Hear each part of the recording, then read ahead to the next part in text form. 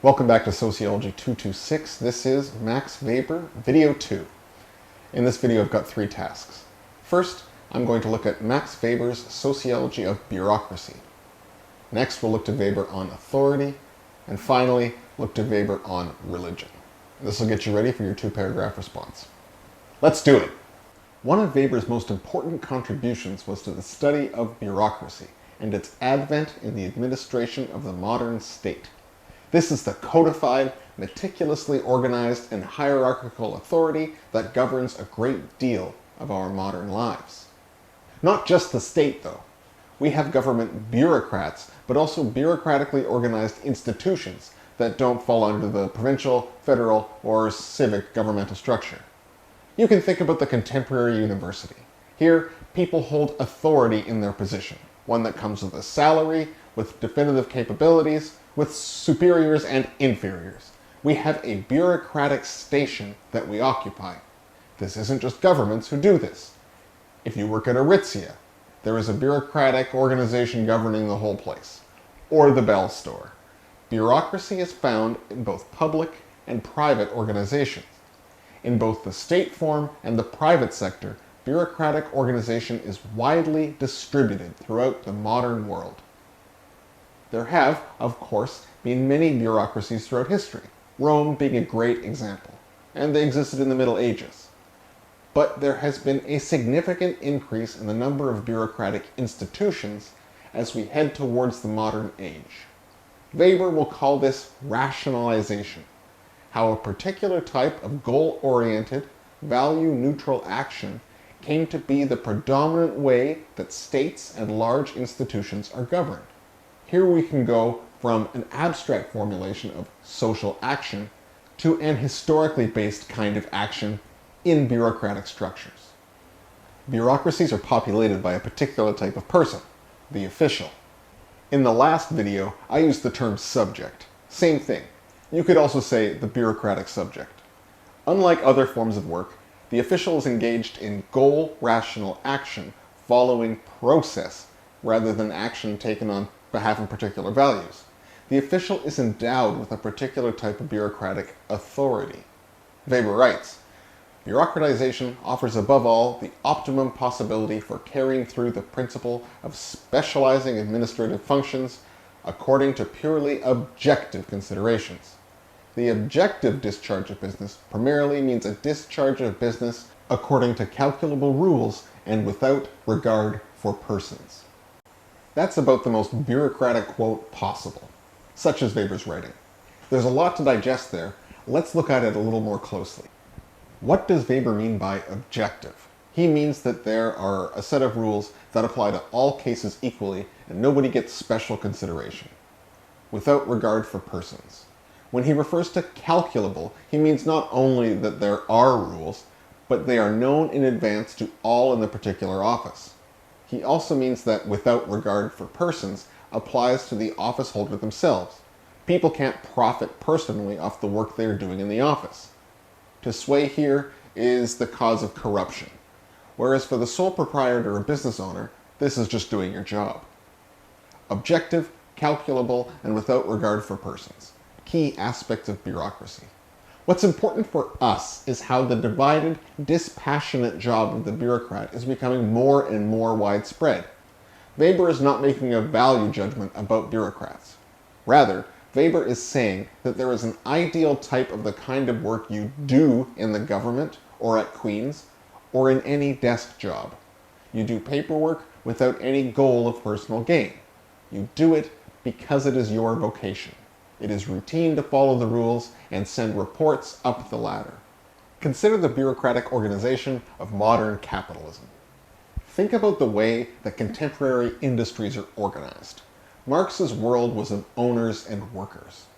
But we don't live in an only owner versus worker world anymore. We exist in a world of bureaucracy, of bosses and bosses' bosses, superintendents, comptrollers, associate deans, and you get the idea. Nor is the collective consciousness distributed equally as a simplistic reading of Durkheim would suggest. Weber is interested in the inequality distributed throughout the bureaucratic process, how decision-making is shaped by the unequal but necessary, distribution of power in the organization. Bureaucracy is more than a relationship between workers, bosses, and bosses' bosses, but also about how we interact with others in all aspects of daily life. Anybody who has worked a minimum wage job has been asked by somebody who wants to speak to a manager. And anyone who hasn't is probably the one asking. We live in a bureaucratically organized world. I did not know what a comptroller was until I just Googled it. Let me give you a delicious example of bureaucratic organization. Domino's is a perfect instance of the rationalized action found in bureaucratic organization. First, you have a rationalized structure of social positions. You have drivers, expert pizza makers, managers, regional managers, district managers, country-level executives, CTOs, CFOs, the CEO, and so on. And each sends reports up the chain and orders down it. There is a meticulous process in speaking to the higher-ups, just like there is in tracking the pizzas that get sent out.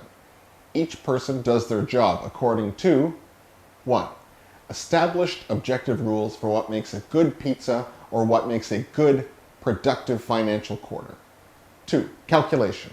People at Domino's aren't just winging it, unless you order wings. There is an explicit measure of how to pursue one's job, with identified outcomes that must be met. This means through financial statements or a chit system that identifies the delicious pizza en route to your messy 7-person student house at 2:30 in the morning. 3. Finally, they do their job without regard for persons. The pizza-making process is not subjective, it's calculable, and we regard the process as the end to follow, not to meet anyone's individual needs. One sticks to the established, tracked process, not making a little extra on the side. Yeah, maybe drivers hand out extra coupons and skim the till, but this is against the essence of the bureaucratic machine. Ignoring the case of tips, of course, but tips are always on top of the bureaucratic system, if not included in it. So here we have a delicious example of bureaucratization in full force. Objective, calculable, without regard for persons. Weber's argument is that this is what characterizes the modern world. Capitalism, yes, but capitalism organized in a bureaucratic way. Let's turn to Weber on authority. In addressing bureaucracy, we find one type of authority. This is action pervasively governed by rules of conduct known in advance. There are other types. Another is traditional. This is where we lend authority to and follow people who have been historically given their role. This is precisely where Weber's sociology meets with Durkheim's focus on social solidarity, if you think about the hereditary rule of many a mechanistic society. These forms of control governing mechanistic social forms are in decline, but still exist. Think about a fraternity, for instance. Whereas in the modern social form, rational authority is pervasive. In simpler social forms, there are other forms of authority. Finally, charismatic authority. The bureaucrat has authority and power because of the legal or business structures that they sustain. In contrast to bureaucratic authority, charismatic authority could not be more different. It is wholly effective in that people surrender themselves to its power because they are moved, personally, to do so. Weber is concerned, for example, with the warlord. This is the ideal type of the charismatic leader. Historically, this type of leadership and the reasons for following it were more common, but we still have leaders today who have these characteristics. Think about a violent yet charismatic figure. Why would anybody have followed Pablo Escobar around, given the violence and death that surrounded him? Well, yeah, threats, money, drugs, etc., but the authority enjoyed by the gang leader is not a codified, rational, or in many cases bureaucratically organized affair. It is always done on the fly, for an indeterminate amount of time, and very often underpinned at the effective level. This is why there are fights for succession in gangs all the time. Influence is fickle and quickly disappears. People don't just do things because they are afraid of being shot by a guy like Escobar. They are motivated by a leader. They are called into action. If bureaucracy is objective, calculable, and without regard for persons, then charismatic authority is the complete opposite. Subjective, completely imprecise, and very, very personal. Both, however, are authoritative. Note that many gangs are both bureaucratic and organized by a charismatic leader. These are ideal types, not necessarily exclusive. Finally, let's look to Weber's Sociology of Religion. I want to talk about Weber's most famous historical work, which is The Protestant Ethic and the Spirit of Capitalism. It will give a good example of Weber's interpretive sociology and another important site of contrast with Marx. The work is an extremely detailed analysis of Christian sects following the split from the Catholic Church in the 16th century. Throughout the piece, Weber is attempting to provide a psychological profile of various Protestant groups. Again, Weber is not trying to place himself in the heads of various Lutherans, Quakers, or Puritans, but he's trying to provide a sketch of the headspace where they performed the actions they did. In this case, how they linked one's eternal soul with the performance of mundane work. Let me explain. Throughout the essay, Weber links the individualistic tendencies in modern industrial capitalism with the Protestant ethic of salvation. The Catholic Church has very public displays of observance. You know, Mass, Communion, the whole deal, whereas Protestants celebrate God more inwardly. This contributed to what Weber would call a tremendous inner loneliness. The early Protestants were really worried about how to show their appreciation for God because those who did would be rewarded with eternal life. Effectively, they wanted to be able to measure and rank their piety. This is linked with the doctrine of asceticism, where earthly pleasures would be sacrificed because they did not relate to the celebration of God. There was a belief that God rewards those individuals who celebrate Him through earthly practice. The individual components of religious doctrine changed. The belief in the elect, those predestined for salvation, waned throughout time. But Weber argues the ethic of individualistic work and celebration of God through living gracefully remains in Protestant communities. Admitting the differences in doctrine and individual adherence to it, Weber writes, "This rationalization of the conduct of life in the world with a view to the beyond is the idea of the calling, characteristic of ascetic Protestantism.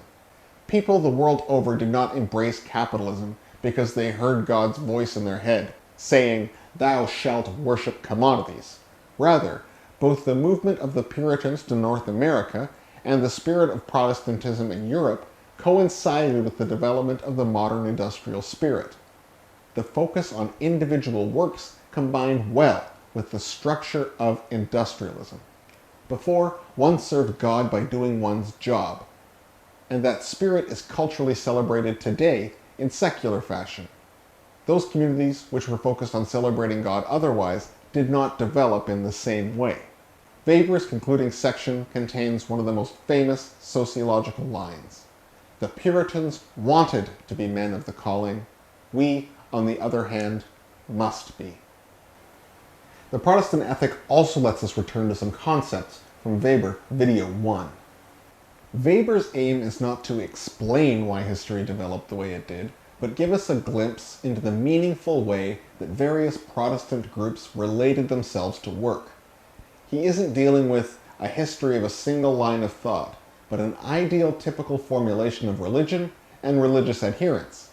While Protestantism promoted values that coincided with goal-oriented action, so too did the bureaucratic structures that shape modern life. No longer are we only working to get into heaven. Well, maybe you are. The cultural institutions that rationalized work as such remain. This is precisely the same rationalization that we find in Weber's work on bureaucracy.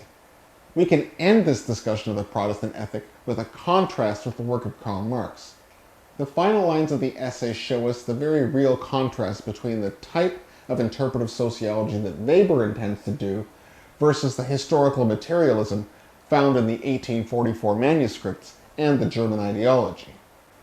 It cannot be our purpose to replace a one-sided materialist causal interpretation of culture and history with an equally one-sided and spiritual one. Both are equally possible, but neither will serve historical truth if they claim to be the conclusion of the investigation, rather than merely the preliminary work for it.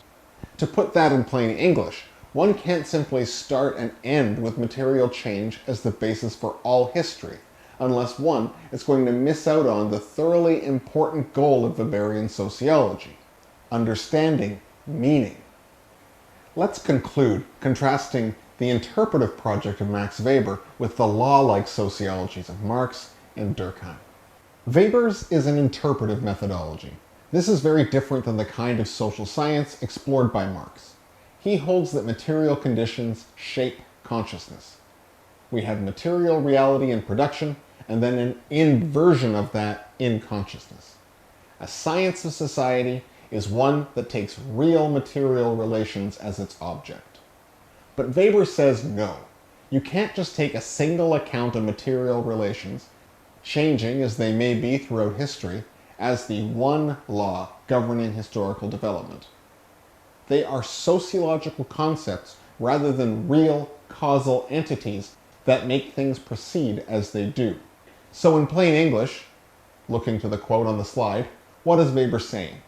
He's saying that we can make abstractions about material reality, sure, but even this is an abstract representation of real material processes. There's a world out there and a world in here for sociologists. Representation and reality are two different things. Marxists, of course, would lose their darn shirts over some of this stuff. That's it for me. Now it's your turn. In 2 paragraphs, between 5 to 8 sentences in length, and with reference to the readings. 1. Define bureaucracy. Explain what it means for queens to be organized bureaucratically. 2. Consider the case of the lowly sociology professor. What sources of legitimacy does the sociology professor draw from, and which ones do they not? Remember, if you want to do better than a B-, you have to draw from the readings. See you next week.